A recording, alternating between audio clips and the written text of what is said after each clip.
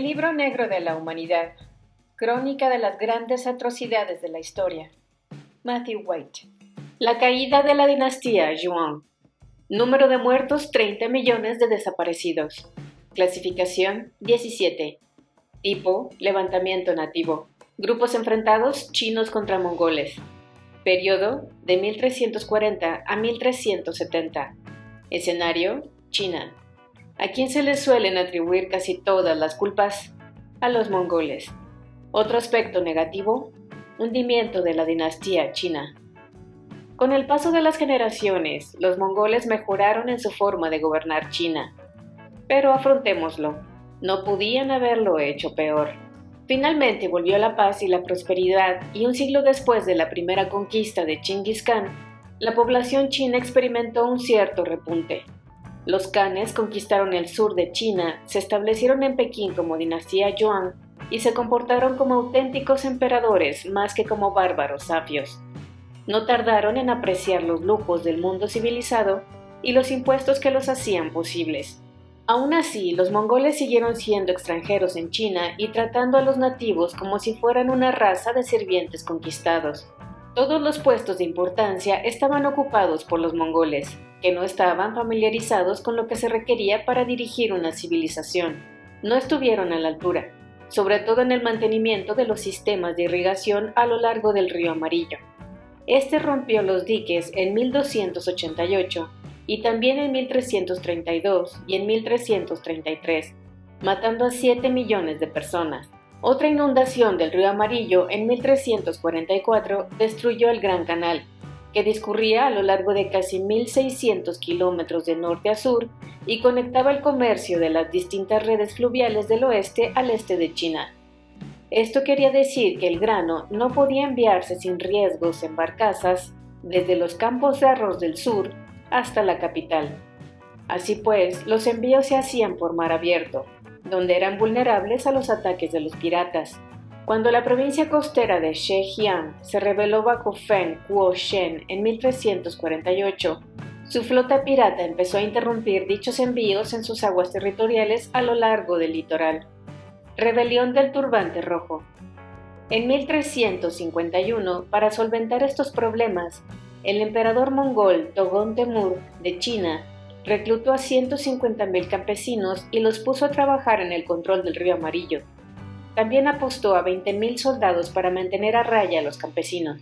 Obligados a realizar tareas de esclavos, aquellos campesinos descontentos sucumbieron a la influencia de la secta budista militante del Loto Blanco y su brazo militar, los Turbantes Rojos. El Loto Blanco veneraba a Maitreya, el futuro Buda, que descendería del cielo y crearía el paraíso después de que el Rey de la Luz hubiese preparado el camino. Poco después de que el líder de los Turbantes Rojos, Han Shantong, lanzase una rebelión contra los mongoles, las autoridades lo apresaron y lo mataron, pero no antes de que convenciese a sus seguidores de que su hijo, Han Liner, era un excelente Rey de la Luz. Sin embargo, el hombre que se convertiría en el siguiente gobernante de China estaba oculto en otro lugar. Entre los incontables huérfanos a causa de la inundación de 1344, se encontraba el joven campesino de 16 años, Su Yuanzhang, hijo de un evasor de impuestos y nieto de un hechicero. Su se refugió en el monasterio budista tras ir perdiendo gradualmente a su familia uno a uno a causa de la inundación, la hambruna, la pobreza y la peste. Los comandantes de campo mongoles encargados de aplastar la insurrección de los Turbantes Rojos tenían la desafortunada tendencia a quemar templos budistas al azar e informar a Pekín de que acababan de destruir otro baluarte de los rebeldes. Después de arrasar el templo de Su, que tenía ya 23 años, se quedó sin hogar y se unió a la fuerza de los Turbantes Rojos liderada por Guo Zhuxing. Al cabo de un año, le fue confiado a Su Yuanzhang un mando independiente. Tras la muerte de Guo Zhuxing en 1354, sus sucesores lanzaron 2 ataques totalmente infructuosos contra la ciudad de Nankín, durante los cuales murió el resto de los líderes de los Turbantes Rojos en aquella parte del país.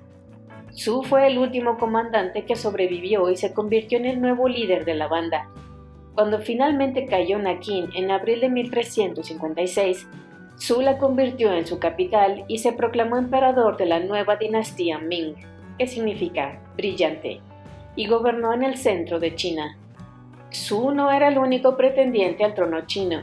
En 1355, Han Liner, el rey de la luz de los turbantes rojos del norte, era lo suficientemente fuerte como para declararse legítimo sucesor de la largo tiempo desaparecida dinastía Song. Entretanto, el liderazgo de los turbantes rojos del sur pasó por una serie de asesinatos que eliminaron a varios pretendientes y dejaron a Chen Youliang al mando.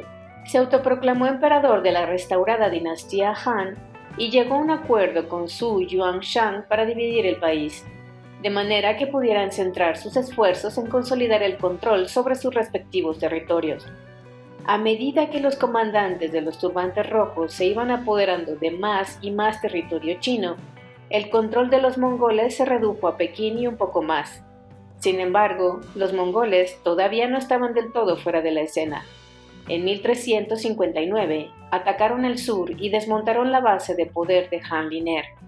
Finalmente, en 1368, Su Yuanshan expulsó de Pekín a los últimos mongoles enviándolos más allá de la Gran Muralla, hecho que permitió a los chinos nativos dedicar su atención al importante asunto de decidir cuál de ellos sería el nuevo emperador de una China unificada. Para ello, fue necesario otra guerra civil, la Guerra Ming-Han. Debido al último ataque mongol, Han Liner de la pseudo-dinastía Song ya no era un candidato viable. Pero para finiquitar este asunto, Su le organizó un fatal accidente de barca en 1367. De este modo, el destino de China recaía o bien en Su Yuanshan de la dinastía Ming, o bien en Shen Youliang de la dinastía Han, y los frentes de batalla se trasladaron al río Yangtze, donde se lanzaban ataques anfibios arriba y abajo del río.